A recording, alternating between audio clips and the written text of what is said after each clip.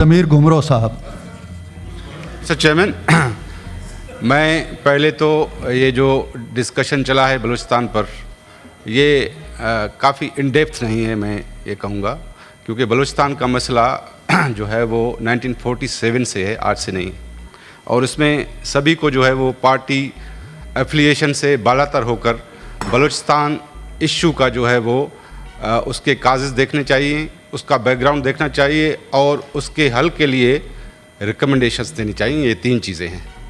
लेकिन हम एक नॉन सीरियस जो है वो अप्रोच से, जैसे हम कह रहे हैं कि बलूचिस्तान को 8 अरब चाहिए या 10 अरब चाहिए।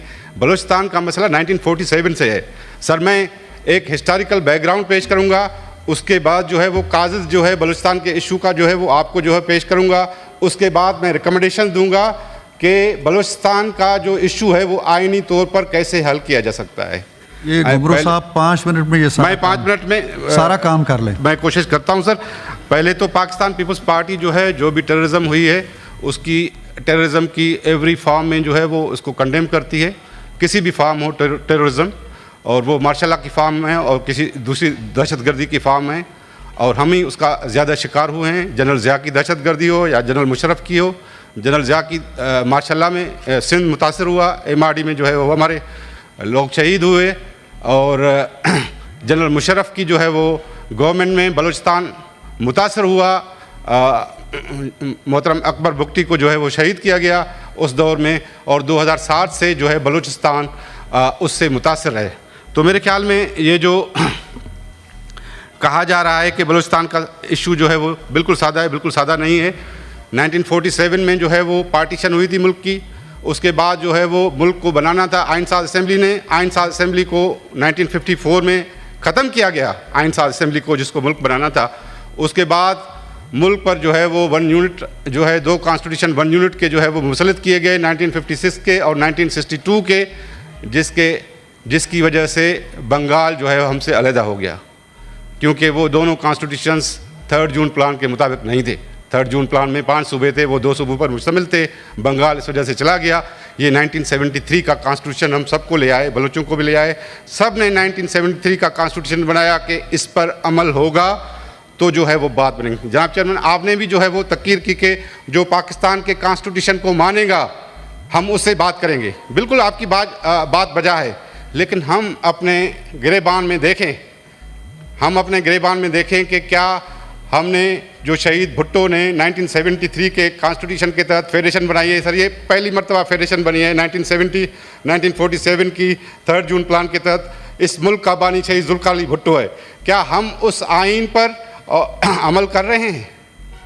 क्या उस आइन पर अमल करने से बलूचिस्तान के मसाइल हल हो सकते हैं? पाकिस्तान पीपल्स पार्टी 1973 के आइन और 18th अमेंडमेंट, जो 1973 के कॉन्स्टिट्यूशन को जनरल मुशर्रफ और जनरल ज़िया ने जो है वो डिफेस किया, उसके तहत 18th अमेंडमेंट के ज़रिए उसको बहाल किया। लेकिन दोनों पर क्या सभी पार्टीज़, मैं सभी को बोल रहा हूँ, इस ऐवान को बोल रहा हूँ कि क्या 1973 के कॉन्स्टिट्यूशन और 18th अमेंडमेंट के पर अमल हो रहा है? उसमें जो सूबों और विफाक के दरमियान अख्तियारात की तकसीम है, क्या उस पर अमल हो रहा है? उस अख्तियारात की तकसीम के तहत तमाम मिनरल रिसोर्सेज जो है वो सूबों की जो है वो प्रॉपर्टी है। क्या गोल्ड, कापर और बलूचिस्तान के गैस, जो मिनरल रिसोर्सेज हैं बलूचिस्तान के, क्या वो बलूचिस्तान को हमने दिए हैं? उसको कॉन्स्टिट्यूशन के तहत जो बलूचिस्तान को राइट्स मिले हैं, पहले हम तो वो बलूचिस्तान को दें, तो फिर हम बात करें बलूचिस्तान से। हम वो काजिज़ तो ख़त्म करें जिसके तहत बलूचिस्तान में मिलिटेंसी हुई है। आइन में आर्टिकल 142 के तहत यह है कि तमाम अख्तियारात सूबों के हैं, सवाए उनके जो फेडरल लिस्ट में फेडरेशन को गिन कर दिए गए हैं। और फेडरल लिस्ट को 1973 में पहली मरतबा दो हिस्सों में तकसीम किया गया कि एक पार्ट 1 पर अमलदारी फेडरल कैबिनेट की होगी, पार्ट 2 पर अमलदारी जो है वो काउंसिल ऑफ कॉमन इंटरेस्ट की होगी। Council of common interest dysfunctional है। वो पार्ट 2 के जो इंपॉर्टेंट सब्जेक्ट हैं, तेल है, गैस है, रेलवे है, वापडा, वो नहीं चला रही, वो फेडरल गवर्नमेंट चला रही है। और जो डिस्ट्रीब्यूशन ऑफ पावर्स है, 1973 के कॉन्स्टिट्यूशन में, जिसको हम डेवोल्यूशन कहते हैं, जैसे मेयर चेयरमैन ने कहा है कि अभी भी 17 से ज़्यादा मिनिस्ट्रीज़ जो है फेडरल गवर्नमेंट में वो प्रावंशल सब्जेक्ट पर बनाई गई हैं, और CCI के सब्जेक्ट CCI नहीं चला रही। CCI को हेड करता है प्राइम मिनिस्टर, कैबिनेट को भी हेड करता है प्राइम मिनिस्टर। तो क्या हम 1973 के आइन के तहत अमल करते हुए बलूचिस्तान के जो रिसोर्सेज हैं वो बलूचिस्तान के हवाले कर रहे हैं? ये कोई 10 अरब या 20 अरब का इशू नहीं है, ये बलूचिस्तान के इक़्तिदार आला का इशू है, ये बलूचिस्तान के रिसोर्सेज का इशू है। वो कॉन्स्टिट्यूशन में रिसोर्सेज मौजूद है। 1973 के कॉन्स्टिट्यूशन के तहत तमाम मिनरल रिसोर्सेज सूबों के हैं, क्योंकि वो फेडरल लेजिस्लेटिव लिस्ट में एनुमरेटेड नहीं है। आर्टिकल 158 में लिखा हुआ है कि जिस सूबे से गैस निकलेगा पहला हक उस पर उसका है। तो बलूचिस्तान पर जो बलूचिस्तान से गैस निकलता है उसका पहला हक बलूचिस्तान का 1956 में जो है वो उसको ज़बरदस्ती फेडरल लिस्ट में डाला गया। तो उसका अगर बलूचिस्तान को अपने कॉन्स्टिट्यूशन के तहत आप राइट्स नहीं देंगे तो वो काजेज़ भी ख़त्म नहीं होंगे। और पाकिस्तान पीपल्स पार्टी यही चाहती है कि 1973 के कॉन्स्टिट्यूशन और 18th अमेंडमेंट पर अगर ये फेडरेशन जो है वो अमल नहीं करेगी तो मेरे ख्याल में ये काजेज़ वहीं रहेंगे और बलूचिस्तान जो है वो सुलगता रहेगा। और ये काजेज़ जब तक आप ख़त्म नहीं करेंगे, हम अगर पहले 1973 के कॉन्स्टिट्यूशन में अमल करेंगे तो हम उनके काजेज़ को ख़त्म कर सकते हैं और बलूचिस्तान को हम एम्पावर कर सकते हैं, उनका इक़्तिदार आला बहाल कर सकते हैं। बहुत शुक्रिया गुमरो साहब, बहुत शुक्रिया। हमारी former colleague senator engineer Rukhsana Zubairi साहिबा तशरीफ़ लाई हुई हैं, we the house welcome. Senator Humayun Mohammad साहब। बिस्मिल्लाहिर्रहमानिर्रहीम। मोहम्मद साहब ट्राई टू बी ब्रीफ, जुमा है। I'll be brief जी। देखिए सर, बात यह है कि हमें सबसे पहले जब हम बलूचिस्तान के मसले को कर रहे तो हमें we have to be honest to this nation, we have to be honest with each other। Balochistan के जो प्लस पॉइंट्स हैं, that is also part of the problem, क्योंकि उन्हीं वजह से जैसे हमने किया है कि कॉपर के ज़खायर हैं, प्रॉब्ली दुनिया के जो दो बड़े, एक चिली में और एक ईरान में है, सुना है पाकिस्तान का उनसे ज़्यादा है और वो 2nd और 3rd नंबर पे आते हैं। इसी तरीके से बलूचिस्तान जो है वो क्रॉस रोड्स है between south Asia, central Asia. अगर हम देखा जाए तो स्ट्रेट ऑफ हुर्मुज़ जो है, जो कि बलूचिस्तान के बिल्कुल ऑपोजिट है, अकबर, अल्लाहु अकबर,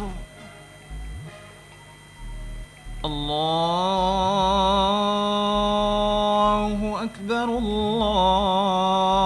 अल्लाहु अकबर। अशहदु अन ला इलाहा इल्लल्लाह, अशहदु अन ला इलाहा इल्लल्लाह,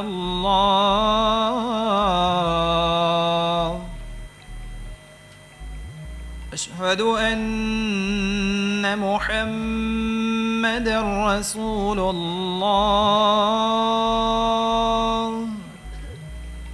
अशहदु अन्न मुहम्मदर रसूलुल्लाह।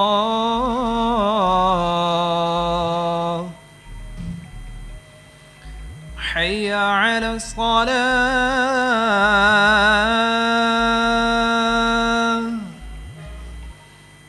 हय्य अला स्सलाह,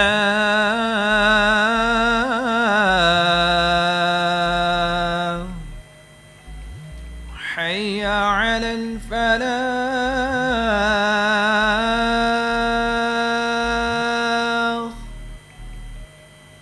हय्य अलल फलाह।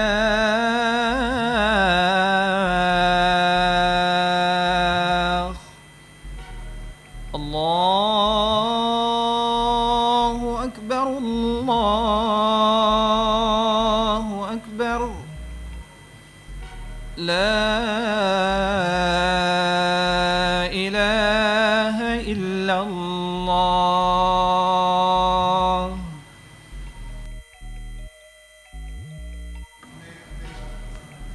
सर बस मैं जल्दी कर रहा हूँ सर, लेकिन ये याद रखें, देखिए मेरी एक रिक्वेस्ट है।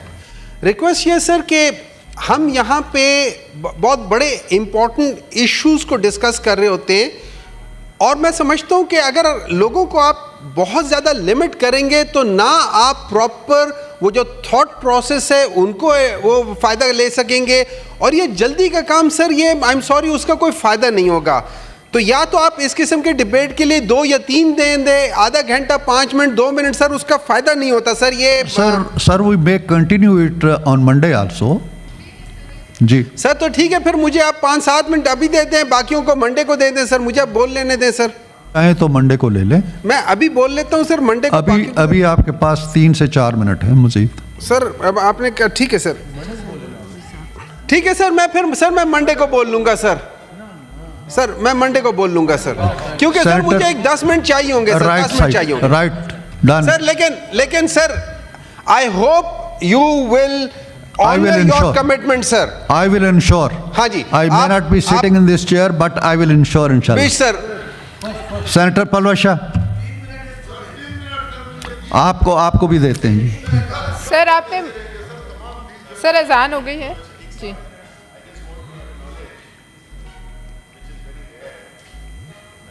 The way you have been distributing the speeches, really appreciate that. Thank you. Thank you very much sir. Thank you very much. आपको सर मैं देता हूं, पहले खातून, उसके बाद आपकी बारी है।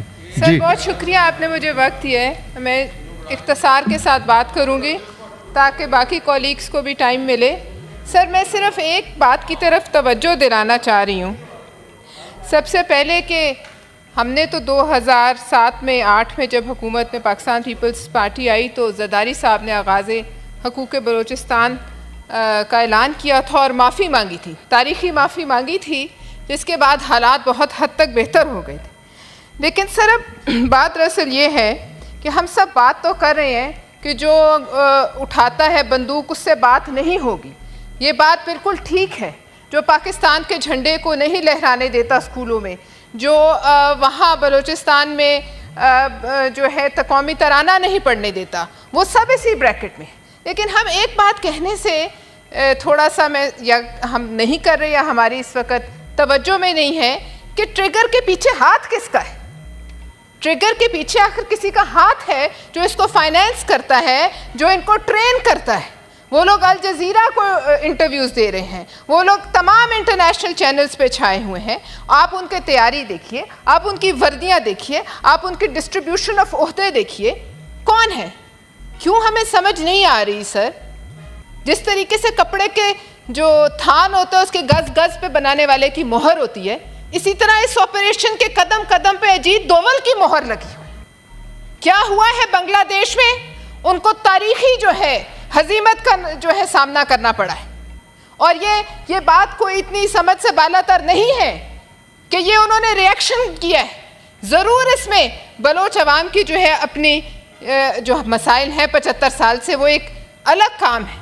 लेकिन जिस तरीके से जो है लोगों को गन डाउन किया गया है बलूचिस्तान की धरती पर, जब एक ऐसा शख्स जो चाहे पंजाब से या कहीं से भी गया, मैं इसमें नहीं लसानियत में और सूबाइयत में पढ़ना चाहती, लेकिन उसको जब उतारा गया, उसे कहा भागो उसके साथियों ने, तो उसने कहा कि मेरा डाला, ये तो मैंने अभी ख़रीदा जो वहाँ से सेब लेने गया था। आप सोच सकते हैं उसके पेट में कितनी रोज़गार की आग लगी होगी कि उस वक़्त भी उसने जान के बजाय अपने रोज़गार के वसीले को जो है बचाने का सोचा। तो बात यह है कि हम बात ज़रूर करें, हम ये एपेक्स कमेटीज़ भी करें, लेकिन इसमें सबसे पहला हक किसका है बोलने का? जिसका कोई प्यारा गया है उससे पूछिए, जिसका खून गया है किसी भी दहशतगर्दी के वाक़े में उससे पूछिए, उनको पहले बुलाइए वारिसीन को और पूछिए क्या होना चाहिए स्टेट का रिस्पॉन्स, क्योंकि स्टेट माँ होती है। स्टेट कैन नॉट अपने इम्पोज नहीं कर सकती फैसले। The state can not impose its decisions on to people. सबसे पहले उनको हक दें। उनकी लाशें कोई पंजाब लाने वाला नहीं था। आज मैंने खुद इंटरव्यू सुने, वो खुद आए हैं जिस तरह भी आए, और वो गरीब लोग हैं, उनके घर कच्चे हैं, दीवारें टूटी हुई हैं, वरना कोई क्यों जाए इतनी दूर। लिहाजा सबसे पहले किसी भी रिस्पॉन्स ने आप वारिसीन का हक है, और ये इस हक उसे दीन भी देता है वारिस को, और जिसका खून गया है, जिसके दिल पे चोट लगी है, जिसका प्यारा गया है, उनसे पूछे क्या रिस्पॉन्स होना चाहिए। हम माँ हैं, स्टेट माँ है, स्टेट पूछे और फिर स्टेट रिस्पॉन्स दे, और स्टेट और हम सब इस बात को कहने से ना घबराएं कि बांग्लादेश में जो हुआ है, आपको आइंदा मिलेंगे शख्साने जो भी इसको इन्वेस्टिगेट कर रहा है, कि वहाँ जो तारीखी हजीमत मोदी ने उठाई, और मोदी बारहा कह चुका है कि बलूचिस्तान के लोगों से मैं राब्ते में हूँ, वो मुझे रीच आउट करते हैं, वो मुझसे बात करते हैं। और एक आखिरी बात सर, मैं बिल्कुल इख्तिसार से बात कर, आपसे वादा किया था वही करूँगी, कि वो लोग जो इसकी मजम्मत नहीं करते और कहते हैं कि वी आर, जो हम torch bearers of human rights, they are not. Human rights वाले शख्स के लिए जिसके दिल में इंसानियत का दर्द होता है, उसके लिए हर इंसान बराबर है। आज आप देखें, जब उनको यहां उनके साथ जुल्म हुआ सब बोले, लेकिन अब क्या हुआ है, क्यों नहीं बोलते वो, अब क्यों चुप हैं वो लोग? तो लिहाजा जो लोग इसमें आलाकार हैं वो भी खुल के सामने आ गए हैं। जब आप बात करें, एक तो सर मेरी एक आखिरी गुजारिश है कि इस सेनेट का इजलास क्वेटा में रखें, इस सेनेट का इजलास क्वेटा में रखें, उन जगहों पे रखें, हम सब वहाँ जाएं, चाहे फिर आप हमें सिक्योरिटी दे सके कोई या ना दे सके, वो अलग बात है, लेकिन यही हल है। और वहाँ बात सुने और वहाँ बात करने की हिम्मत करें उनके सामने कि आज जो उनके साथ खड़ा नहीं होता, जिनका खून बहाया गया है, वो भी उन्हीं का आलाकार है जिन्होंने खून बहाया। बहुत शुक्रिया। Thank you madam for being so brief. Senator दोस्त मोहम्मद खान साहब। अब सर, ये पिछले 2-2.5 साल से जो खून खराबा पश्तूनख्वा और बलूचिस्तान में हो रहा है, सर हमसे हमारे बच्चे सवाल करते हैं कि ये मुल्क किन के हाथों में और ये कौन चला रहा है। तो हमारा जवाब ये है कि जब आप सही लीडरशिप को आप प्रमोट नहीं करेंगे, जेन्युइन लीडरशिप को आप प्रमोट नहीं करेंगे और फॉर्म 47 के थ्रू आप इस मुल्क को रूल करेंगे, तो यही हाल होगा। सर पिछले दिनों इमाम हुसैन अलैहिस्सलाम का चेलम था सर, जिस तरह इस्लामाबाद और दूसरे पाकिस्तान के शहरों को बंद किया गया था, खुदा की कसम हम घर से बड़ी मुश्किल से निकले थे। हमने कहा कि क्या हो गया, हमें पता ही नहीं था कि चेलम पे भी इतना ज़बरदस्त। ये अगर इन शोर ज़दा इलाकों में अगर इस किस्म के ये हमारे इंटीरियर मिनिस्टर या दूसरे सिक्योरिटी एजेंसी वाले अगर ये इकदाम उठाते, तो इस तरह हाल न होती जिस तरह हम दर्जनों के दर्जने लाशें उठा रहे हैं।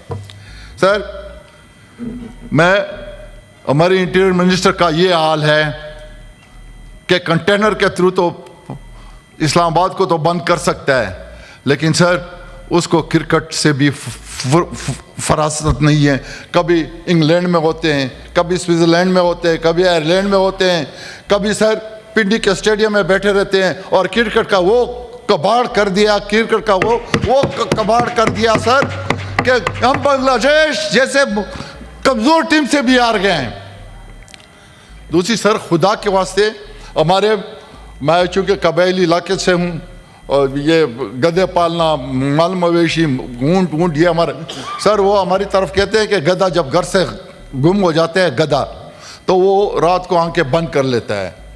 तो सर वो समझते हैं गधा के मैं किसको नहीं देख रहा हूँ, तो मुझे भी कोई नहीं देख रहा है। खुदा के वास्ते मैं ये जो इक़्तिदार में बैठे हुए लोग हैं उनको मैं अपील करता हूँ कि इमरान खान को रिलीज़ करें। वो दहशतगर्दी का माहिर है और वो आपके मैशियत को भी ठीक कर लेगा। अपनी आंखें खोलें और इमरान खान को रहा करें। Thank you very much. Khan साहब एक जुमले पे नज़रसानी कर लें और इसको रिपीट कर दें। जो आपने कहा दहशतगर्दी का माहिर है, ये ना कहें, कोई और जुमला बना। सर आप हमारे मुखालिफ पार्टी के हैं, आप इसलिए ये बात करते हैं। नहीं, मैं ये कह रहा हूँ आप ये कहें कि वो दहशतगर्दी के, मैं आपको बता रहा हूं सर कि 3.5 साल उसकी हुकूमत थी, सिर्फ एक ड्रोन हमला हुआ था। अमेरिका ने एक ड्रोन हमला किया और उस नर के बच्चे ने क्या किया, यहाँ के CIA के चीफ FIR भी काटा और 4 महीने नेटो और अमेरिका की सप्लाई भी बंद कर दी। किसी को जुर्रत न हो सकी कि दोबारा वो दहशतगर्दी करे। तो इसलिए मैं कह रहा हूँ वो है। और उसके अफगानिस्तान में इतनी से है अफगानिस्तान में, वो उसको मानते हैं कि वो उसको पीर उस्ताद मानते हैं। मुझे करेक्ट करने दें आपका जुमला। आप ये कहना चाहते हैं कि इमरान खान साहब दहशतगर्दी के खात्मे में महारत करने रख- का महर है, यही कह रहा हूं। हाँ बस ठीक है, thank you very much, thank you very much. दहशतगर्दी का महर है सर। महर सारी चलें, अगर आप करने का इंसिस्ट करते महर। हैं